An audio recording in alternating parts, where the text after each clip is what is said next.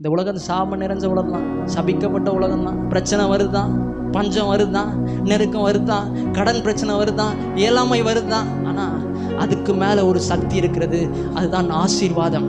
பாருங்க, ஃப்ளைட்லாம் என்ன பண்ணுவாங்கன்னா, ஃப்ளைட்டு ஏற முடியாது. ஏன்னா புவி ஈர்ப்பு சக்தி என்ன பண்ணுதுன்னா, இப்போ இது கையை விட்டுனா கீழே போயிடும். அதே போல தான் ஃப்ளைட்டு ஏறணும்னா என்ன பண்ணுறாங்கன்னா, புவி ஈர்ப்பு சக்தி கீழே இழுக்குது. இந்த சாபம் என்ன பண்ணுதுன்னா கீழே இழுக்கிறது நம்மளை. ஆனால் அதுக்கு மேலே ஒரு சக்தியை வச்சு என்ன பண்ணுறாங்கன்னா ஃப்ளைட்டை பறக்க வைக்கிறாங்க.